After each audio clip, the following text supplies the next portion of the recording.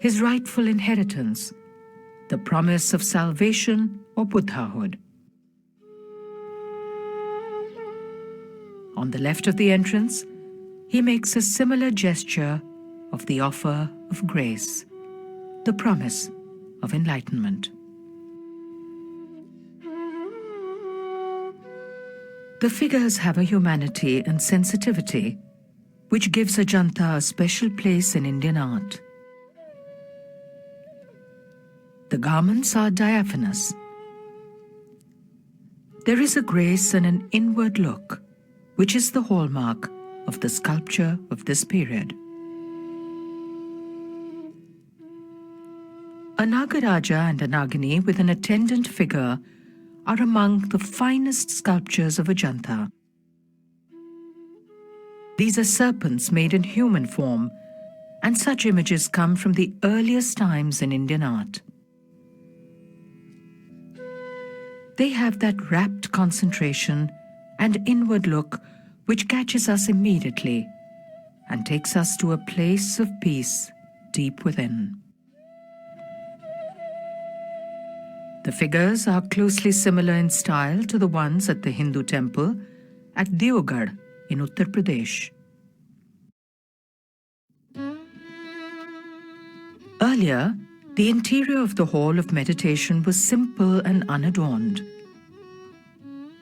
The focus was on the final truth, which was formless. Now it is the beauty of form which serves to reveal the grace which underlies creation.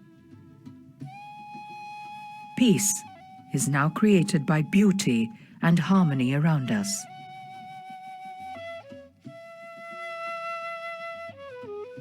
Though the stupa continues to be made, it is very considerably elaborated.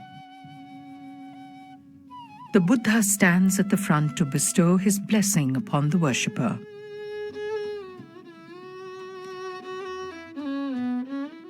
Cave 26 is a grand Chaitya-griha, perhaps the last excavation at Ajanta.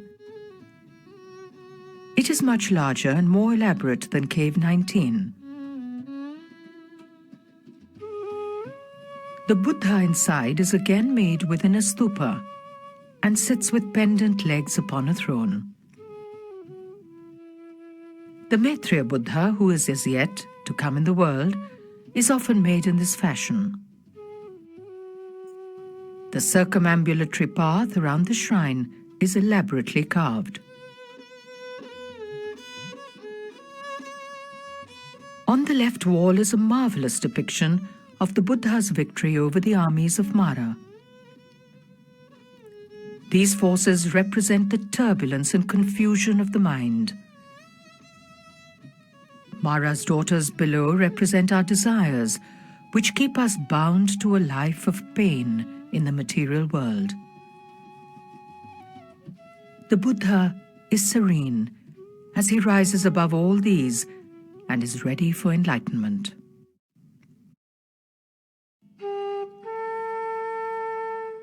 A profoundly moving scene is that of the Mahaparinirvana of the Buddha, when he finally achieves release from the mortal world.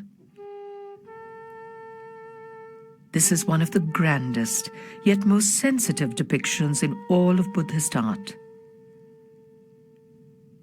The figure of the reclining Buddha is about 22 feet long and is best seen from near his feet, the appropriate position for the devotee. The perspective has been perfectly made for viewing from this spot. Ananda, his grieving disciple, also sits at his feet, desolate at the loss, forlorn. In the solemnity and grandeur of the noble achievement of the Mahaparinirvana, Ananda adds a human touch which is unforgettable. The same sentiment is echoed in some of the seated figures of monks below the Buddha. Above, heavenly musicians celebrate the great moment of the Buddha's release from the world of illusions. A number of grand viharas for the residence of monks were excavated in this period.